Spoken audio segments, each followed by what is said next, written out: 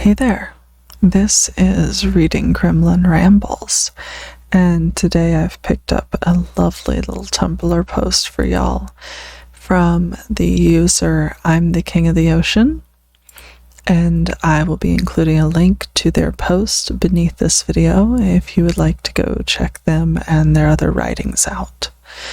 Now, this one seemed particularly appropriate because it's Hanukkah. And this is a lovely little story about a rabbit and the found family that he loves very much.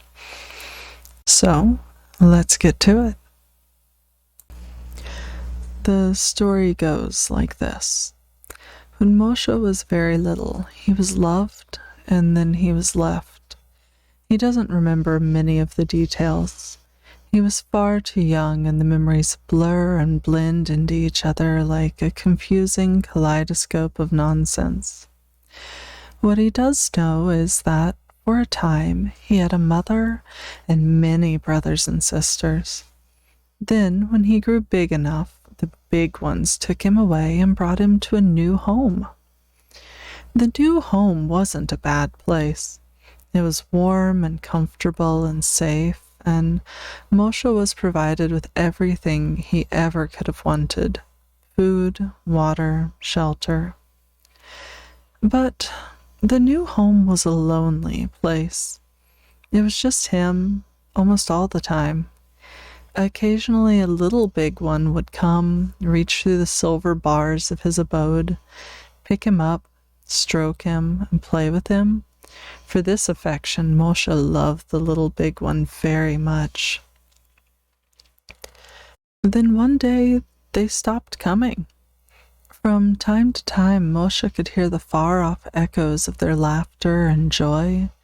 Moshe waited and waited and waited, but they seldom returned to him, and when they did, there was an impatience in their grasp, a desire to be away, doing something fun, not tending to him. Moshe's first understanding, then, was that he was a nuisance, and he felt great sadness. Days passed, one indistinguishable from the next. Moshe never expected anything different. This had been his life as long as he could remember. Why should he think there'd be something else to it? It was the way things were. After every sleep, a big one, not his beloved little big one, would arrive with fresh food and water. Sometimes they would give him a consolatory pat, but never would they lift him out and play with him. Moshe enjoyed their visits regardless. They were the only time he wasn't alone. He came to anticipate the big one's arrival. He'd watch the wall of silver bars they would move aside to reach him with great excitement, hop close to where their hand would be in hopes of being stroked, felt, touched. There was no single moment to recall back to for Moshe's second understanding. He simply watched the big one move the latches of the silver bars enough times to recognize how they worked and that their function was to open the wall of his abode. The idea to try and move them himself wasn't something that suddenly, abruptly came to him, but a curiosity that grew and grew with each passing day. Moshe figuring out how to balance on his hind legs so he could reach the latches with his forelegs was a natural conclusion to that train of thought. Nothing more. The maneuvering of the latches took a bit of trial and error, but Moshe eventually managed it. He nosed the wall of his abode open and, for a minute, did nothing but sit there. Leaving wasn't something that had truly occurred to him before he made the option available. Moshe's home, lonely as it may be, was comfortable and safe. He'd never known anything else. Did he truly want to leave it for unknown things, or the hope that he might be less lonely? Going from his abode to the floor was a bit of a fall, but not a particularly bad one. After a moment of recovering, Moshe hopped off on the grand adventure of his life. The world he found was big and scary. Large shadows loomed. Strange creatures called to each other in haunting voices. Moshe didn't know where he was or where he was going, but he was determined, so he went anyway. And then he fell in the river, and it carried him away. Later, Moshe would learn that the river was more of a little stream that rushed behind the big ones' homes, but comparatively to his size, it was definitely a river. Moshe was certain he would drown.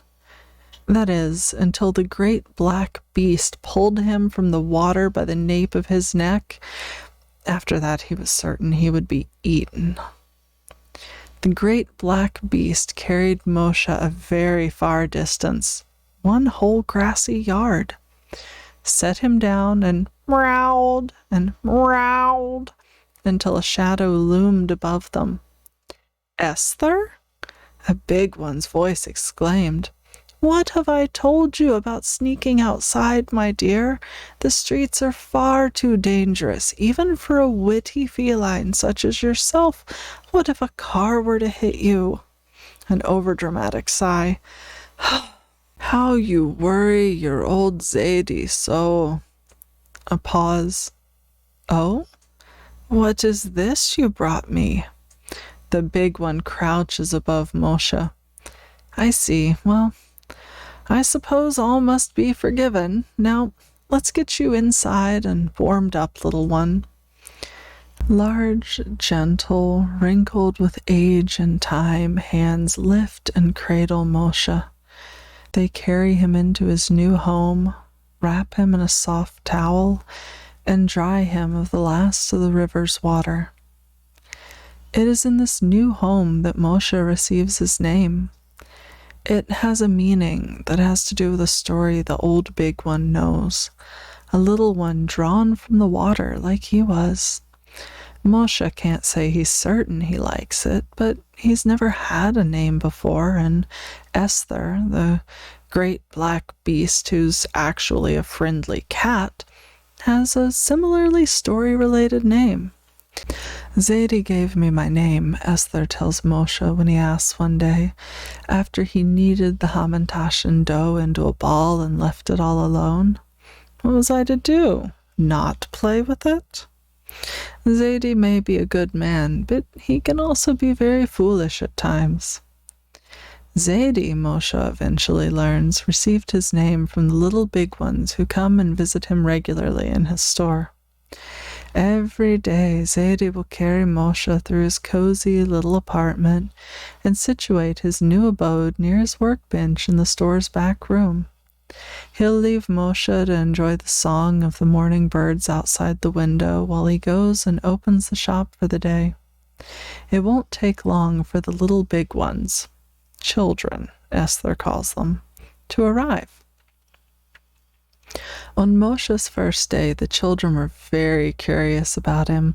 They rushed and crowded around his abode, squealing with delight. Moshe cowered and hid. There were so many of them. He didn't want to be hurt again, either, not like in his first home. Thankfully, Esther leapt down from her perch atop a cabinet, growled for the children's attention, and drew them away to chase her around in a game that looked like much fun for everyone. Moshe felt grateful and relieved. He relaxed and finally settled in. Happy days passed. Moshe found his favorite times were when Zadie would sit down at his workbench and talk to Moshe while he worked. "Now, this one, Moshe," Zadie will say to him as he fiddles with a large wooden contraption with many moving parts. "This is a tricky one. So many different puzzles, all in the same device. What child would play with such a toy? I say when Miss Silverman first asked, but she insisted, so I made it anyway. And look what happened. I was wrong. Goldie loves solving its puzzles so much I now have to repair it." He turns from his workbench to face Moshe. It just goes to show you can never know what'll happen next. Though, Zadie winks, I think Goldie will be quite the inventor when she grows up. Or he'll admit, I'll be honest, Moshe, I'm not quite as good at sewing as I was. These hands, Zadie stretches his fingers to emphasize his point. Not quite as nimble as they were when I was a young man, but still, when little Yitzhak comes to me with tears in his eyes and a tear in his favorite teddy bear, who am I to say no? Or, while stroking Moshe's ears exactly how he likes, Zadie will tell him, You've been very good for business, Moshe. The children, they come into the store every day and ask me, Zadie, can we pet your rabbit today? And of course I'll answer, no, not today. Moshe is very shy. Too much attention scares him. Here, Zadie will pause and give Moshe a contemplative look. But you just let me know if you're ever ready. They're very good children. They already love you very much. He gestures to his current work. I've made the rabbit toys to prove it. Zadie exhales a long breath. So many rabbit toys.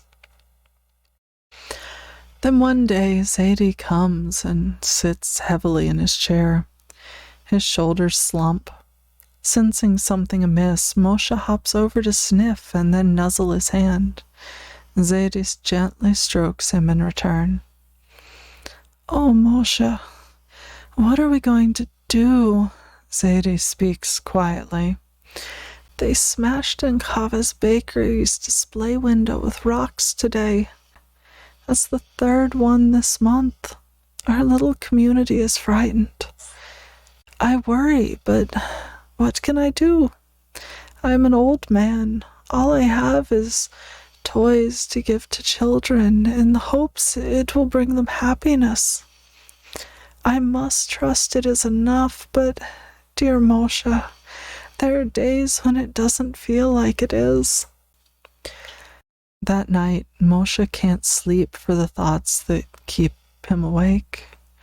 He's come to love Zadie, Esther, and even all the children who visit.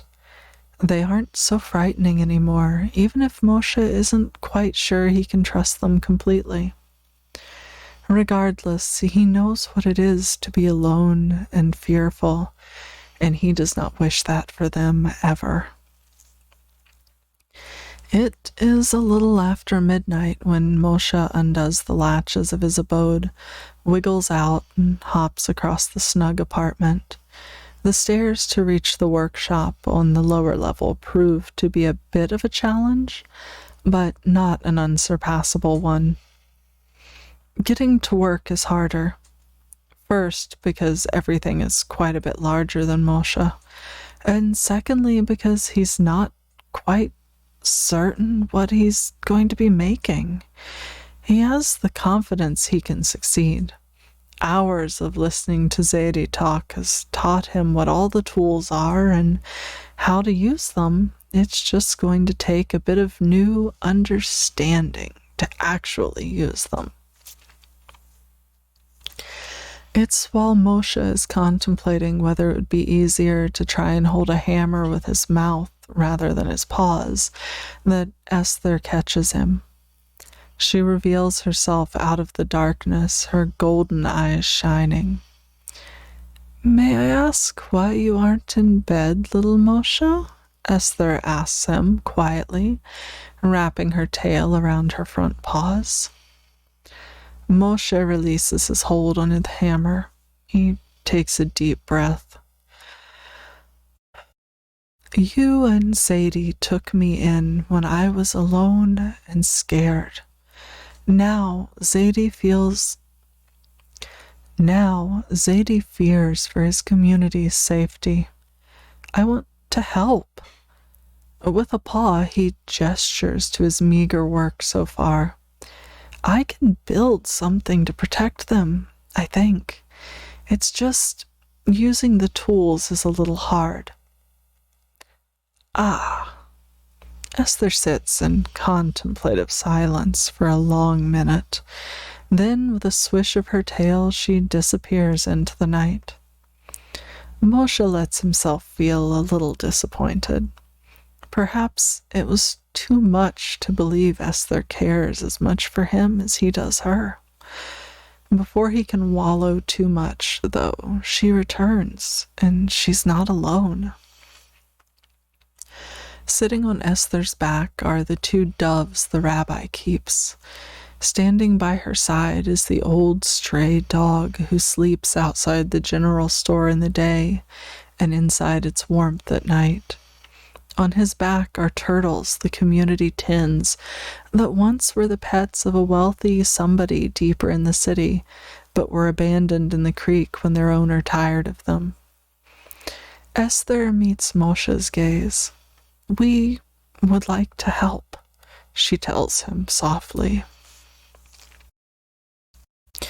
The first protectors they build aren't much. Just a few repurposed toy soldiers and flashy baubles that can be quite bright. They are enough, thankfully, to scare vandals away. That first night, Moshe and his family struggle, mostly with learning how they can use everything. Also, working together is a bit hard. It takes them time, but they do manage to eventually form an understanding with each other, though. It helps that a few nights into their endeavors, the rabbi's doves bring with them a book they found in their library on something called a golem. They aren't quite sure how to make it, and no one really wants to dig up the clay in the banks of the creek where it's nice to laze about in the sun.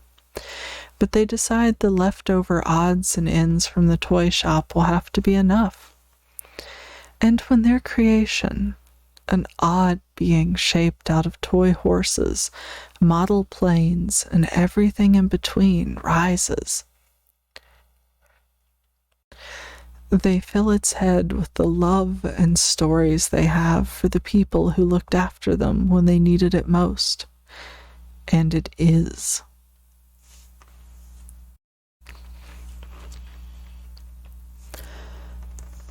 So that is the end of the Moshe Rabbit story by I'm the King of the Ocean. This originated from an ask that was sent to Oravet at Tumblr. I'll link to that as well. Someone asked them, if a rabbit built a robot to protect Jewish people, would it count as a golem? And their response, of course, was, I assume you mean if a rabbi built a robot, but I'm so charmed by the mental image of a little fuzzy bunny tinkering away in a secret workshop on some kind of mecha golem because it loves and cherishes its Jewish owners. And I ran into the ask at first and found it so endearing that when I realized someone had written a full short story to go with it, it was marvelous. So, thank you for being here and for listening to my little story. I will, of course, link to the author. If you have a Tumblr, please do follow them, leave them comments, reblog their work. If I can find their PayPal or Ko-Fi or anything like that, I will absolutely put that in the about as well so that we can go support them for writing wonderful fiction. And in the meantime, please treat yourselves with kindness. Be good to those around you. And come back next time so we can find a new little piece of fiction to read, huh? Y'all have a good one.